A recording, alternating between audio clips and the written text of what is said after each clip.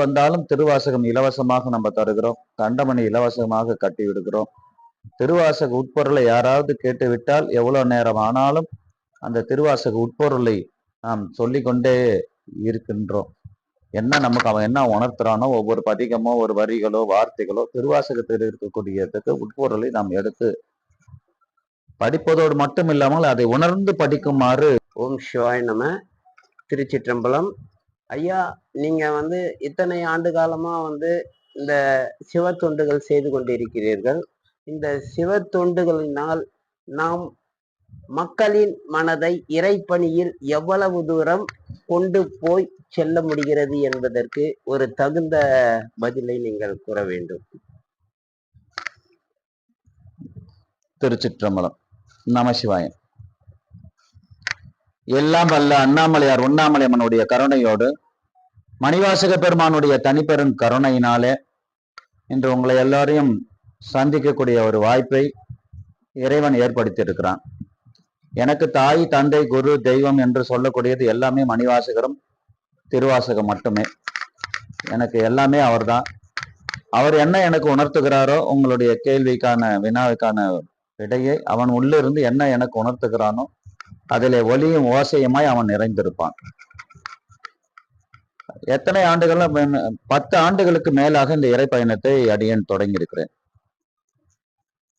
10 ஆண்டுகளுக்கு முன்னாடி தொடங்கும் போது திருவாசகம் சிவபுராணம் என்ற முதல் பதிகத்தான ஒரு விளக்கம் மட்டும்தான் அடியனுக்கு 95 வரிகளை ஒரு 45 நிமிடம் அளவுக்குத்தான் சொல்லக்கூடிய அளவுக்குத்தான் இறைவன் எனக்கு அப்பொழுது பணித்தான். அதற்கு மேல அந்த உட்பொருளை அன்று நம்மளால் ஆய்வு செய்ய முடியவில்லை. ஆனால் இந்த தொடர் பயணத்துல, திருவாசக பயணத்துல, அந்த ஆரம்ப காலகட்ட பயணத்தின் போது அறந்தாங்கி பக்கத்தில் இருக்கக்கூடிய கைலாசநாதர் ஆலயம் என்று அறந்தாங்கி பக்கத்துல இருக்கு. இந்த கைலாசநாதர் ஆலயத்துல அடியேன் மேல சென்று, மலை மேல கோயில் அது, அங்கே சென்று அந்த சிவராத்திரி அன்று அந்த விளக்கோரையை அடியேன் முடித்து விட்டு அந்த படிகளை இறங்க ஆரம்பித்தேன். இப்போது எங்க பார்த்தாலும் ஒலிபெருக்கியை கட்டி இருந்தார்கள். நிறைய ஒரு 10,000 பேர் மேல அங்க வந்திருந்தார்கள்.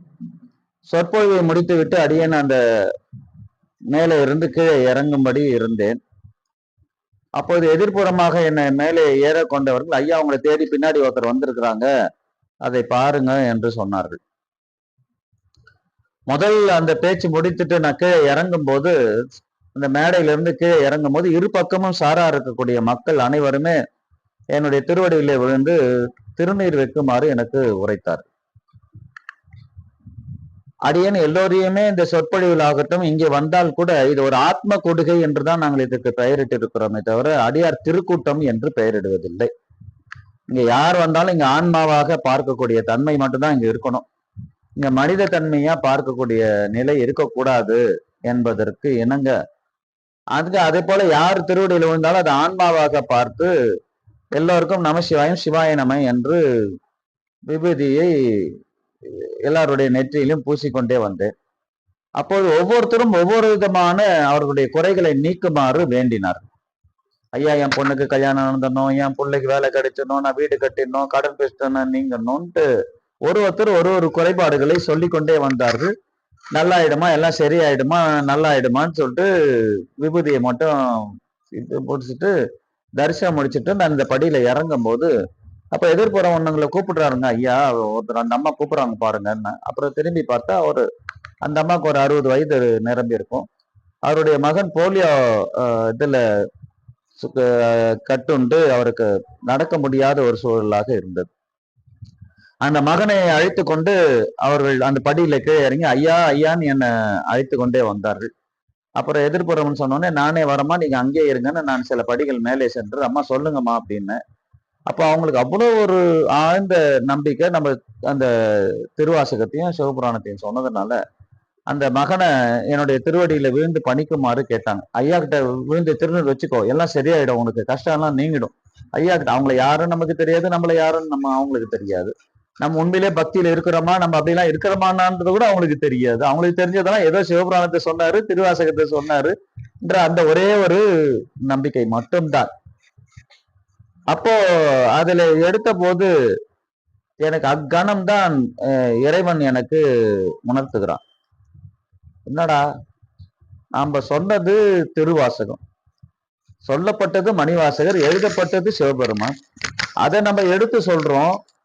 எதை பிடிச்சிக்கணுமோ அதை பிடிச்சிக்காம சொன்னவனை பிடிச்சிக்கிறாங்களே.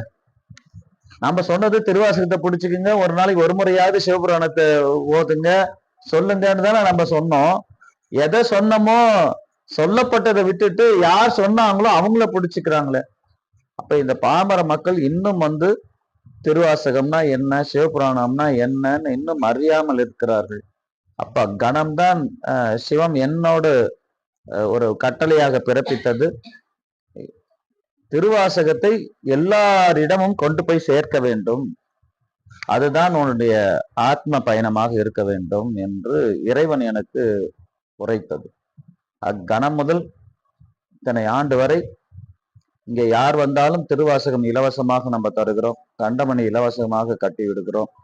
திருவாசக உட்பொருளை யாராவது கேட்டுவிட்டால் எவ்வளவு நேரம் ஆனாலும் அந்த திருவாசக உட்பொருளை நாம் சொல்லிக்கொண்டே இருக்கின்றோம். என்ன நமக்கு அவன் என்ன உணர்த்துறானோ, ஒவ்வொரு பதிகமோ ஒரு வரிகளோ வார்த்தைகளோ திருவாசகத்தில் இருக்கக்கூடியதுக்கு உட்பொருளை நாம் எடுத்து படிப்பதோடு மட்டும் இல்லாமல் அதை உணர்ந்து படிக்குமாறு நமக்கு இறைவன் கொடுத்த அந்த பணியை இந்த 10 ஆண்டுகளாக செய்து கொண்டிருந்தனுடைய பலன், இறை வாழ்க்கையில நம்ம மனிதனாக தொட்ட திருவாசகத்தை மனிதனாக மாறி அடியாராக மாறி, அடியாராக நம்ம முற்றுவதல், நாம இது வரைக்கும் எந்த முற்றுவதிலும் அடியன் போய் கலந்துகிட்டது இல்லை.